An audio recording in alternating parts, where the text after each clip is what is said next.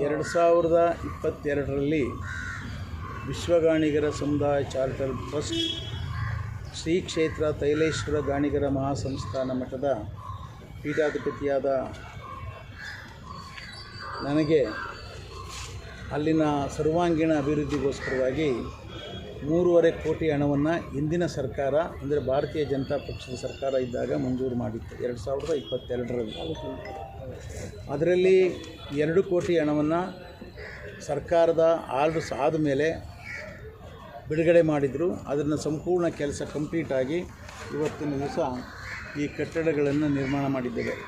ಈ ಕಟ್ಟಡಗಳೆಲ್ಲ ನಿರ್ಮಾಣ ಆಗಿದೆ. ಇನ್ನು ಬಾಕಿ 1.5 ಕೋಟಿ ಹಣವನ್ನು ಬಿಡುಗಡೆ ಮಾಡಬೇಕಾಗಿತ್ತು. ಅದನ್ನು ಇಂದಿನ ಮುಖ್ಯಮಂತ್ರಿಗಳಿಗೆ ನಾನು 10/6/24 ಅರ್ಜಿ ಕೊಟ್ಟಾಗ ಮುಖ್ಯಮಂತ್ರಿಗಳು ಆರ್ಡರ್ ಮಾಡಿದ್ದಾರೆ. ಯಾರು ಸರ್ ಮುಖ್ಯಮಂತ್ರಿಗಳು? ಸಿದ್ದರಾಮಯ್ಯನವರು. ಅದಾದಮೇಲೆ ಫೈನಾನ್ಸ್ ಡಿಪಾರ್ಟ್ಮೆಂಟ್ನವರು FD ಅವರು ಬಾಕಿ ಉಳಿದಿರುವ 1.5 ಕೋಟಿ ಹಣವನ್ನು ರಿಲೀಸ್ ಮಾಡಬೇಕು ಅಂತೇಳಿ ಹಿಂದುಳಿದ ವರ್ಗಗಳ ಕಲ್ಯಾಣ ಇಲಾಖೆಗೆ ಕಳಿಸ್ಕೊಟ್ಟಿದ್ದಾರೆ. ಇದಾದ ಮೇಲೆ ಹಿಂದುಳಿದ ವರ್ಗಗಳ ಕಲ್ಯಾಣದ ಸೆಕ್ರೆಟರಿ ಅವರು ಹೇಳಿದ್ದಾರೆ 2024-25ರಲ್ಲಿ ಈ ಹಣವನ್ನು ಮಂಜೂರು ಮಾಡಬೇಕು. ಮಂಜೂರು ಮಾಡೋದಕ್ಕೆ ಸರ್ಕಾರಿ ಆರ್ಡ್ರಿಗೋಸ್ಕರ ಅನುಮತಿಯನ್ನು ಕೊಡಿ ಅಂತೇಳಿ ಮಂತ್ರಿಗೆ ಕಳಿಸಿದ್ದಾರೆ. ಸಾಮಾನ್ಯವಾಗಿ ಫೈನಾನ್ಸ್ ಡಿಪಾರ್ಟ್ಮೆಂಟ್ನವರು ಆರ್ಡರ್ಸ್ ಆದಮೇಲೆ ಸರ್ಕಾರಿ ಆರ್ಡ್ರಿಗೆ ಮಿನಿಸ್ಟ್ರಿಗೆ ಹೋಗಬೇಕಾಗಿಲ್ಲ.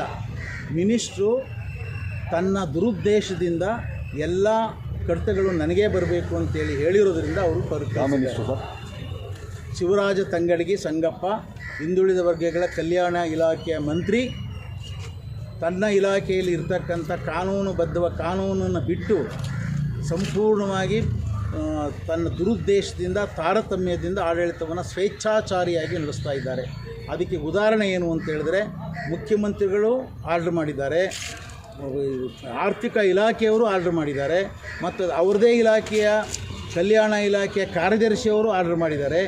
ಎಲ್ಲವನ್ನು ಬದಿಗೊತ್ತಿ ನನಗೆ 8 ತಿಂಗಳಿಂದ ಹಣವನ್ನು ಬಿಡುಗಡೆಯನ್ನು ಮಾಡ್ದೇಲೇ 27/9/24ರಂದು 243 ಕೋಟಿ ಹಣಕ್ಕೆ ಆ ಸರ್ಕಾರದ ಆದೇಶವನ್ನು ಮಾಡಿದ್ದಾರೆ ಬಿಡುಗಡೆಗೆ, ಮತ್ತು 100 ಕೋಟಿ ಹಣವನ್ನು ಬಿಡುಗಡೆನೇ ಮಾಡಿದ್ದಾರೆ, ಫಿಸಿಕಲಾಗಿ ಬಿಡುಗಡೆ ಮಾಡಿದ್ದಾರೆ.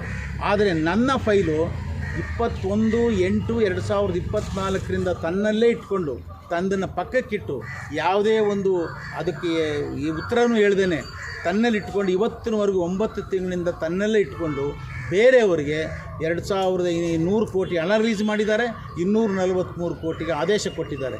ಇದರಲ್ಲಿ ಏನಕ್ಕೆ ಮಾಡಿದ್ರು ಅಂತ ಸಚಿವರು ಈ ಥರ ನಮಗೆ ಇದರಲ್ಲಿ ತಾವೇ ಹೇಳಬೇಕು. ಭ್ರಷ್ಟಾಚಾರಕ್ಕೆ ಯಾರೂ ಸಹ ರಸೀದಿ ಕೊಡೋದಿಲ್ಲ.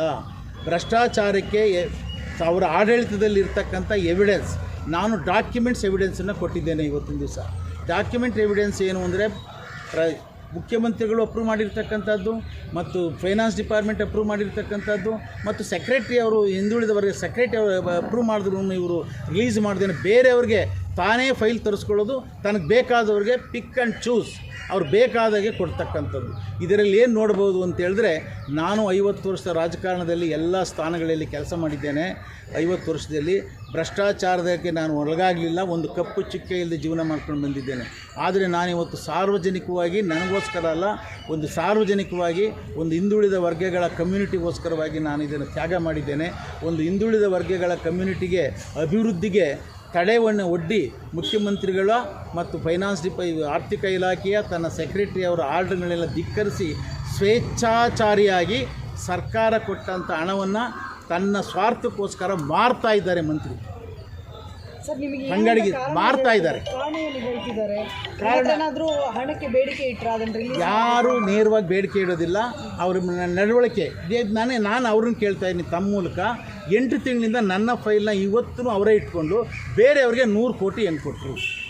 ಮುಖ್ಯಮಂತ್ರಿಗಳು ಅಪ್ರೂವ್ ಮಾಡಿದ್ದಾರೆ, ಆರ್ಥಿಕ ಇಲಾಖೆ ಅಪ್ರೂವ್ ಆಗಿದೆ, ಅವ್ರ ಸೆಕ್ರೆಟರಿನೇ ಅಪ್ರೂವ್ ಮಾಡಿದ್ದಾರೆ. ಆದರೆ ಆ ಫೈಲ್ನ ಇಟ್ಬಿಟ್ಟು ಪಕ್ಕದಲ್ಲಿ ಇವರು 100 ಕೋಟಿಗೆ ಇಟ್ಟು 243 ಕೋಟಿಗೆ ಆರ್ಡರ್ ಇಶ್ಯೂ ಮಾಡಿದ್ದಾರೆ. ಇನ್ನು 143 ಕೋಟಿಗೆ ಈ ವರ್ಷ ದುಡ್ಡು ಕೊಟ್ಟರೂ ಸಹ ಆಗೋದಿಲ್ಲ, ಅದು ಪೆಂಡಿಂಗ್ ಇರ್ತದೆ. ಅಂದರೆ ಅಡ್ವಾನ್ಸಾಗಿ 143 ಕೋಟಿಗೆ ಆರ್ಡರ್ ಕೊಡೋನು ಈಗ ರೆಡಿ ಇರ್ತಕ್ಕಂಥದ್ದಕ್ಕೆ, ಕೆಲಸ ಮುಗಿದೋಗಿರ್ತಕ್ಕಂಥದ್ದಕ್ಕೆ ಆ ಸರ್ಕಾರಿ ಆದೇಶ ಮಾಡ್ದಲೇ ಇಟ್ಕೊಂಡಿದ್ದಾರೆ ಅಂದರೆ ಇದನ್ನು ಏನು ಹೇಳ್ಬೋದು ಹೇಳಿ ನೀವೇನು? ಇದನ್ನೇನು ಹೇಳ್ಬೋದು?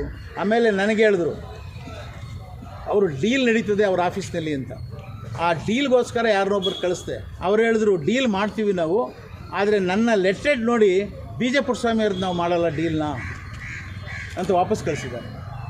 ಅಂದರೆ ಅದಕ್ಕೆ ಅರ್ಥ ಏನು ಅಂದರೆ ನನ್ನ ಫೈಲ್ನ ಕ್ಲಿಯರ್ ಮಾಡಿ ಇಟ್ಕೊಂಡಿರೋದು ಡೀಲ್ಗೋಸ್ಕರ ಅಂತ ಆಯ್ತಲ್ಲ. ಅಲ್ಲಿಗೆ ನಮ್ಮ ಹತ್ರ ಡೀಲು ತೊಗೊಳ್ಳೋದಿಲ್ಲ, ದುಡ್ಡು ತೊಗೊಳ್ಳೋದು ನಾನು ಕೊಡೋಲ್ಲ ಬಿಡಿ, ಅದು ಗೊತ್ತಿದೆ ಅವ್ರು ದುಡ್ಡು ಕೊಡೋಲ್ಲ ಅವರು ಅಂತ. ದುಡ್ಡು ತೊಗೊಳ್ಳೋದಿಲ್ಲ, ಕೆಲಸನೂ ಮಾಡೋಲ್ಲ ಅಂದರೆ ಇವಾಗ ಕೆಲಸ ಮಾಡ್ತಿದ್ದೀನಿ ಸರ್. ಈ ನಿರ್ಮಿತಿ ಕೇಂದ್ರದವರು ದುಡ್ಡು ಕೊಡಬೇಕು, ನಾನು 1 ಕೋಟಿ ದುಡ್ಡು 19/8/24 1 ಕೋಟಿ ಚಿಲ್ಲರೆ ಬಿಲ್ಲು ಪೆಂಡಿಂಗ್ ಇದೆ ಅವರ ಆಫೀಸ್ನಲ್ಲಿ. ನಿರ್ಮಿತಿ ಕೇಂದ್ರ ಸರ್ಕಾರದ ಸ್ನಾಯುತ್ತದೆ. ಸರ್ಕಾರದ ಒಂದು ಆಫೀಸನ್ನು ಮುಚ್ತಾರೆ ಇವರಾಗರೆ. ಈಗ ಅವನು ಫೈನಾನ್ಸಲ್ಲಿ ಟ್ರಬಲ್ ಆದರೆ ಆ ಸಂಸ್ಥೆನೂ ಮುಚ್ಚಬೇಕಲ್ಲ, ಆ ಸಂಸ್ಥೆನೂ ಹಾಳಾಗಬೇಕು. ನನ್ನ ಒಂದು ಹಿಂದುಳಿದ ವರ್ಗಗಳ ಬಡವರ ಸಂಸ್ಥೆನೂ ಹಾಳಾಗಬೇಕು. ಆದರೆ ತನಗೆ ಬರಬೇಕಾದಂದು ಬರಬೇಕು. ಅದಕ್ಕೋಸ್ಕರ ಇವರು ಫೈಲನ್ನು ಈ ರೀತಿ ಸ್ವೇಚ್ಛಾಚಾರಿ ಆಡಳಿತ ನಡೆಸ್ತಕ್ಕಂಥ ಮಂತ್ರಿಯನ್ನು ನನ್ನ 50 ವರ್ಷದ ರಾಜಕಾರಣದಲ್ಲಿ ನಾನು ನೋಡಲಿಲ್ಲ. ಆದರೆ ಪುಣ್ಯಾತ್ಮ ನಾನು 85 ವರ್ಷ ಈ ದೊಣ್ಣೆ ಹಿಡ್ಕೊಂಡು ನಾನು 16 ಸಾರಿ 20 ಸಾರಿ ಹೋಗಿ ಅವ್ರನ್ನ ಕೈ ಮುಗಿದು ಕೇಳಿದ್ದೇನೆ ಸರ್, ಕೈ ಮುಗಿದು ಕೇಳಿದ್ದೇನೆ. ಬಡವರ ಸಂಸ್ಥೆ ಇದು, ನನಗಲ್ಲಪ್ಪ ಕೊಡು ಅಂತ. ನನ್ನ ಮನೆ ಮಾರಿದ್ದೀನಿ ನಾನು. ನನ್ನ ಮನೆ ಮಾರಿ ಅಲ್ಲಿ ಮಠ ಕಟ್ಟಿದ್ದೀನಿ ನಾನು. ಯಾರ್ದು 1 ರೂಪಾಯಿ ತಿಂದಿಲ್ಲ ನಾನು ಜೀವನದಲ್ಲಿ. ನಾನು 50 ವರ್ಷದ ರಾಜಕಾರಣದಲ್ಲಿ ಯಾರು ಒಂದು ದಿವಸ ನಾನು ಕೆಟ್ಟ ಹೆಸರು ತೊಗೊಳ್ಳಿಲ್ಲ. ಆದರೆ ಈ ಮನುಷ್ಯ ನನಗೆ ಇಷ್ಟೊಂದು ಹಿಂಸೆ ಕೊಟ್ಟು ನನಗೆ ರಕ್ತ ಕೆಡಿಗೆ 9 ತಿಂಗಳಿಂದ ತಿರುಗಿಸಿ ನನಗೆ ಅನ್ಯಾಯ ಮಾಡಿ ಇವರು ನಮ್ಮ ನಿರ್ಮಿತಿ ಕೇಂದ್ರದವರು ಪಾಪ ಅವ್ರು ಬಂದು ಗೊಳೋ ಅಂತ ನನ್ನ ಹತ್ರ ಬಂದು ದುಡ್ಡು ಕೊಡಿ ಸರ್ ಅಂತ. ಏನು ಮಾಡಲಿ ಹೇಳಿ ನನ್ನ ಪ್ರಾಣ ತೆಗಿತಾ ಇದ್ದಾನೆ. ನನಗೇನಾದ್ರೂ ಇದೇ ರೀತಿ ನನಗೆ ಶಾಕಾಗಿ ನಾನು ಸತ್ತರೆ ಆ ಮಂತ್ರಿ ನೇರವಾಗಿ ಕಾರಣ. ನಾನು ಉಳಿತೀನಿ ಅಂತ ನನಗೆ ನಂಬಿಕೆ ಇಲ್ಲ ನನಗೆ. ಯಾಕೆಂದರೆ ನಾವೆಲ್ಲ ಮಾನ ಮರ್ಯಾದೆಗೋಸ್ಕರ ಬದುಕಿದ್ದೀನಿ. ನಾನು ಮಾನಕ್ಕೋಸ್ಕರ ಬದುಕಿದ್ದೀನಿ. ಮಾನ ಕಳ್ಕೊಂಡು ನಾವೇನು ಬದುಕಬೇಕು? ನಾನು ಅಲ್ಲಿ ಬಡ ಮಕ್ಕಳಿಗೆ ಅನ್ನ ಹಾಕ್ತಾಯಿದ್ದೀನಿ. ಅದನ್ನು ಈ ಮನುಷ್ಯ ಸೈರಿಸ್ತಲೇ ಎಲ್ಲಕ್ಕೂ ಎಕ್ಸ್ಪೆಕ್ಟೇಷನ್ ಮಾಡ್ಕೊಂಡು ಈ ಥರ ಮಾಡಿದ್ರೆ ಹಿಂದುಳಿದ ವರ್ಗಗಳ ಸರ್ಕಾರ ಇದು. ಹಿಂದುಳಿದ ವರ್ಗಗಳಿಗೆ ಸಣ್ಣ ಕಮ್ಯುನಿಟಿಯರನ್ನ ಇವರು ಬರಿ ಮಾಡ್ತಾ ಇದ್ದಾನೆ. ಅವ್ರೇನು ಅಭಿವೃದ್ಧಿನೇ ಆಗಬಾರ್ದು ಅಂತ ಅಡ್ಡ ಹಿಡಿತಾ ಇದ್ದಾನೆ. ಇದು ಧರ್ಮನ ಇದು. ಆದ್ದರಿಂದ ಅವ್ರು ಹೇಳ್ತಾರೆ ತಂಗಡಿಗೆ ಹೇಳೋಣ ಪತ್ರಿಕೆಯಲ್ಲಿ ಇವತ್ತು, ಮಾಧ್ಯಮದವರು ಸರ್ಕಾರನ ತಿದ್ದಬೇಕು ತಪ್ಪು ಮಾಡಿದಾಗ ಅಂತ. ಈಗ ಇದನ್ನು ತಿದ್ದುಕೊಳ್ತಾರ ಇಲ್ವೋ ನೋಡೋಣ. ಈಗ ತಿದ್ದುಕೊಂಡಾರು ಏನಾರು ಮಾಡ್ತಾನೆ ಮನುಷ್ಯ ನೋಡೋಣ ಸರ್.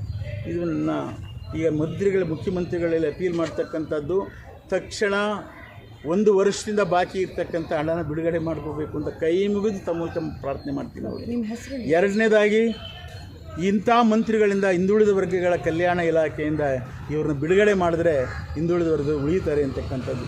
ನನ್ನ ಹೆಸರು ಪೂರ್ಣಾನಂದಪುರಿ ಮಹಾಸ್ವಾಮಿ, ತೈಲೇಶ್ವರ ಗಾಣಿಗರ ಮಠದ ಪೀಠಾಧಿಪತಿ, ಪೂರ್ವಾಶ್ರಮ ಬಿ ಜೆ ಪುಟ್ಟಸ್ವಾಮಿ, ಮಾಜಿ ಸಚಿವರು, ಮಾಜಿ ಪ್ಲ್ಯಾನಿಂಗ್ ಕಮಿಷನ್ ವೈಸ್ ಚೇರ್ಮನ್ನು, 12 ವರ್ಷ ಶಾಸಕನಾಗಿದ್ದೆ, ಪೊಲಿಟಿಕಲ್ ಸೆಕ್ರೆಟರಿ ಆಗಿದ್ದೆ, ಎಲ್ಲ ಕೆಲಸದಲ್ಲೂ ಮಾಡಿದ್ದೀನಮ್ಮ.